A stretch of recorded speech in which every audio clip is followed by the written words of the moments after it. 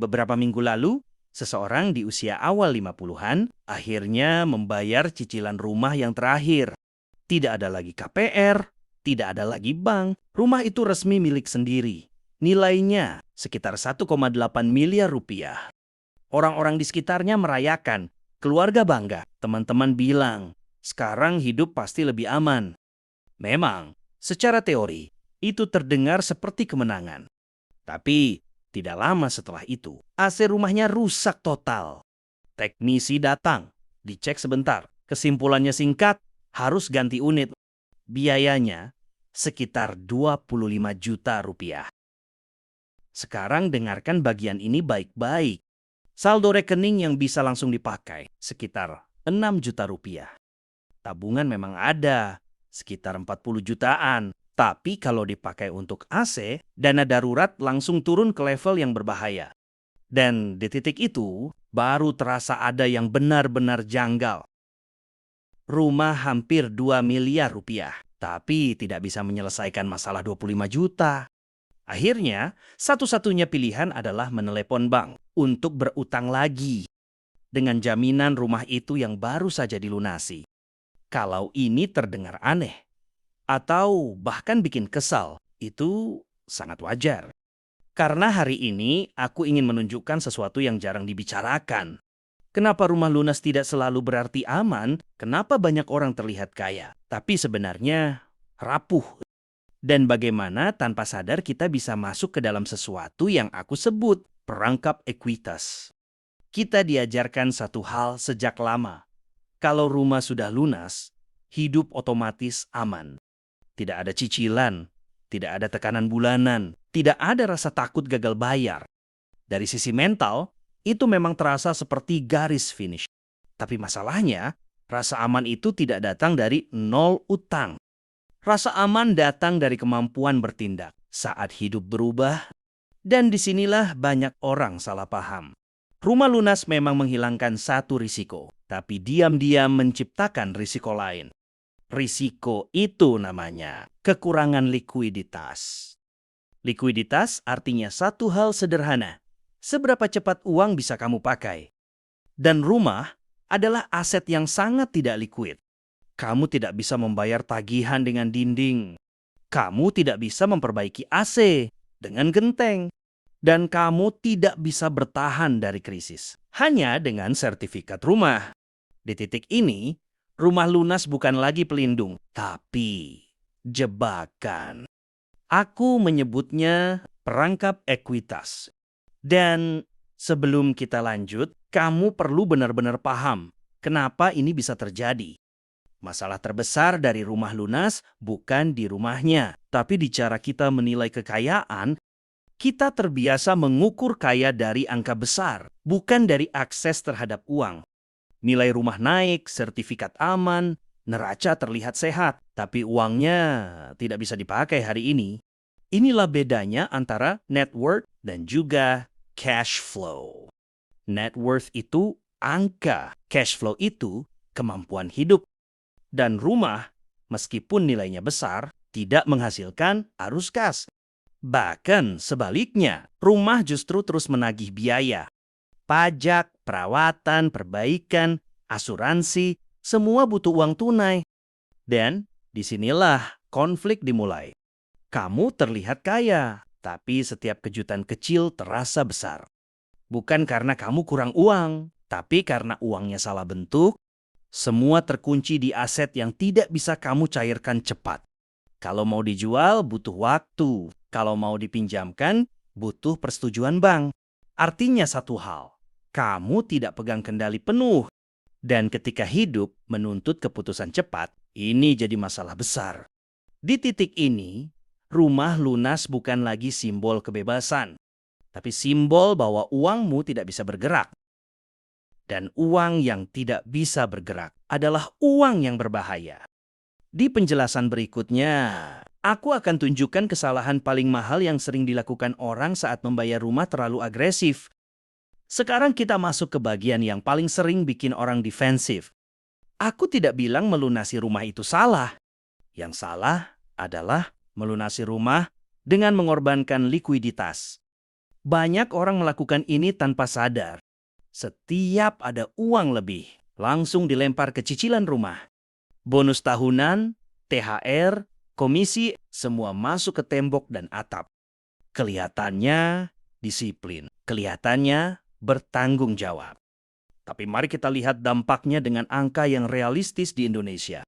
Misalnya kamu punya KPR dengan sisa pokok sekitar 500 juta rupiah. Bunganya 6% per tahun. Artinya biaya bunga kamu sekitar 30 juta rupiah per tahun.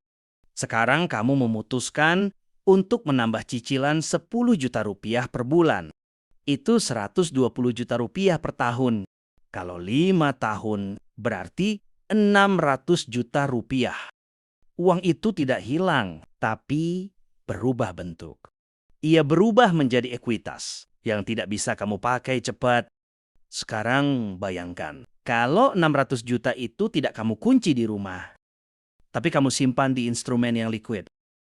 Dengan imbal hasil rata-rata 8% per tahun. Dalam 5 tahun, nilainya bisa mendekati 880 juta rupiah. Dan yang paling penting, uang itu bisa kamu akses. Saat darurat aman, kesempatan bisa diambil. Masalahnya, saat kamu mengunci uang ke rumah, kamu kehilangan pilihan. Dan hidup selalu menguji pilihan yang kamu punya. Di bab berikutnya, kita akan bicara soal satu hal yang sering disalahpahami.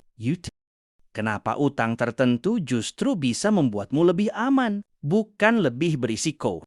Setiap kali aku bicara soal ini, pasti ada satu reaksi yang muncul.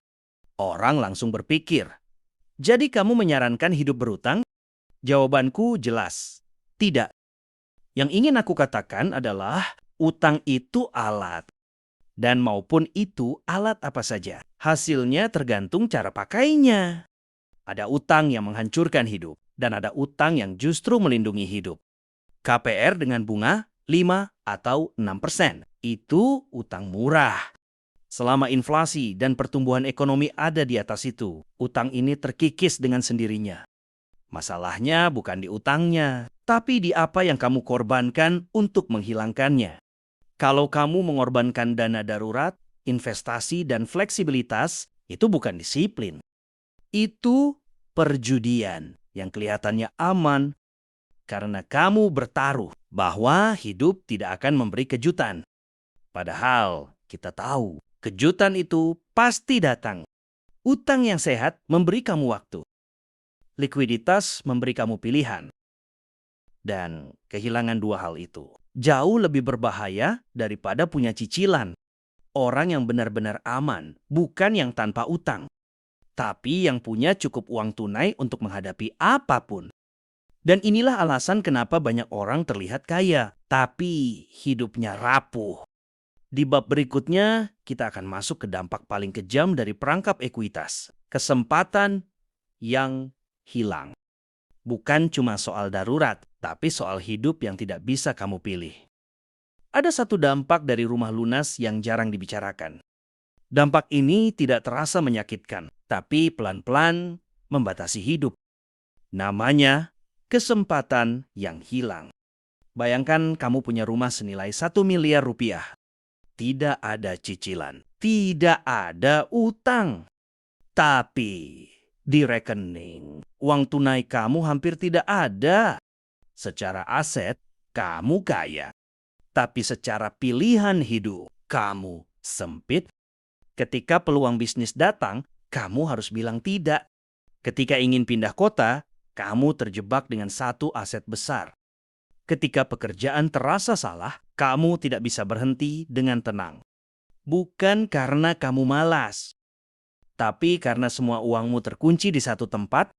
Ini bukan masalah kekayaan, ini masalah fleksibilitas. Orang yang fleksibel bisa berkata ya pada hidup. Orang yang uangnya terkunci hanya bisa bertahan. Dan ironisnya, semua ini terjadi atas nama aman. Di bab berikutnya, aku akan jelaskan seperti apa keseimbangan yang sehat. Bukan ekstrim lunas cepat dan bukan hidup berutang, tapi strategi yang memberi kamu rumah dan kehidupan. Sekarang kita masuk ke bagian yang paling penting. bagaimana menciptakan keseimbangan nyata. Pertama, pahami bahwa rumah itu aset, tapi bukan alat pembayaran darurat. Kalau uang tunai kamu sedikit, setiap masalah kecil terasa besar. Uang tunai adalah kebebasan, fleksibilitas, pilihan. Target pertama, minimal 6 bulan biaya hidup dalam tabungan darurat. Biarkan dana ini hanya untuk bencana nyata, kesehatan, mobil rusak, kehilangan pekerjaan. Setelah darurat aman, baru pikirkan ekstra cicilan rumah atau investasi. Ini memastikan rumah lunas tidak membuat kamu miskin liquid. Kedua, pahami biaya utang versus peluang investasi. Jika KPR 5% dan kamu bisa menaruh uang di instrumen aman dengan hasil 7-8, hasil bersihmu lebih tinggi dari membayar ekstra cicilan. Perhatikan, ini bukan soal berutang selamanya, tapi soal menggunakan utang sebagai alat, bukan musuh. Ketiga, buka jalur darurat sebelum kamu membutuhkannya. Contohnya, plafon kredit rumah, rekening investasi yang bisa dicairkan cepat, atau tabungan khusus darurat. Dengan cara ini, rumah lunas bukan jebakan, tapi aset yang mendukung pilihan hidupmu. Dan inilah inti dari keseimbangan, likuiditas, utang yang cerdas, dan rumah yang aman. Jika kamu menguasai 3 hal ini, kamu tidak hanya punya rumah lunas, tapi punya hidup yang bisa kamu pilih. Sekarang saatnya bicara solusi nyata. Bagaimana keluar dari perangkap ekuitas tanpa panik? Langkah pertama, pastikan kamu punya dana darurat yang cukup minimal 6 bulan biaya hidup. Dana ini hanya untuk bencana nyata, mobil rusak, kesehatan, atau kehilangan pekerjaan. Langkah kedua, jangan buru-buru bayar ekstra cicilan rumah sebelum darurat aman. Langkah ketiga, evaluasi bunga KPR versus peluang investasi. Jika bunga KPR lebih rendah dari imbal hasil investasi, lebih baik gunakan dana ekstra untuk investasi yang liquid. Langkah keempat, buka jalur darurat sebelum benar-benar membutuhkannya.